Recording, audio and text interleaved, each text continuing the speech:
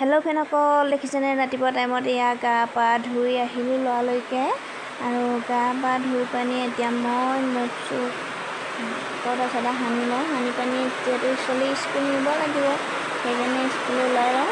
তাৰপিছত আকৌ লগ পাই আছোঁ আমাৰ ছোৱালী বিচাৰিছেনে শুই আছে, শুই গৈয়ে হোৱা নাই দেখিছেনে 7টা বাজিলে আৰু তাই যিহেতু 7:30 পৰা স্কুল আছে। এতিয়া উঠাই মেলি মই তাইক ৰেডি কৰি লওঁ। তাৰপিছত ৰেডি কৰাৰ পাছত স্কুল লৈ যাব লাগিব। আৰু বতৰ দেখিছেনে, বতৰৰ কি অৱস্থা বেয়া আজি আমাৰ ইয়াত। ৰাতিপুৱা 6টাৰ পৰা ইমানেই বৰষুণ দি আছে, ইমানেই বৰষুণ দি আছে এয়াই নাই। আৰু ঘৰত পিছে আমাৰ কোনো উঠাই নাই। মই সোনকালে উঠি পানি এয়া চাহ একাপ হাততে তুলি খাবলৈ লৈছোঁ।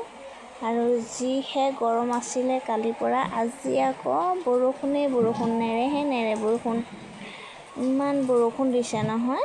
আৰু ছোৱালী গা পা ধুৱাই পানি দেখিছেনে, এয়া মই লৈ আহিছোঁ। তাই স্কুল নিম বুলি উলিয়াই মেলি ৰেডি কৰি ল'লোঁ। আৰু আমি স্কুল যোৱাৰ সময়ত যিহেতু সোনকাল হয় তাত খিচিৰি খাই আৰু চাহ তাহ খাইহে ওলাওঁ দেই। বিস্কুট খুৱাই লৈছোঁ তাইক। তাৰপিছত এয়া ওলাই মেলি তাই যাওঁ কৰি আছে, মা ব'লা ব'লা। কিন্তু বতৰটো দেখিছেনে কিমান বেয়া, ইমানেই বৰষুণ নহয় নেৰিলে পিছে। স্কুল আজি যাব পাৰোঁনে নোৱাৰোঁ ঠিক নাই দেই। যাবই মানে সম্ভৱ নহ'ব নেকি, ইমান বৰষুণ দেখিছেনে। আৰু ছোৱালী একদম মানে খং উঠি আছে, যাওঁ যিহেতু এইকেইদিন তাইক স্কুল নিয়া নাছিলোঁ, আজি বোলো লৈ যাওঁ ৰ'বা। তাৰপিছত স্কুল যোৱা বুলিলে বেয়া নাপাবি দেই পিছে, ওলাই আৰু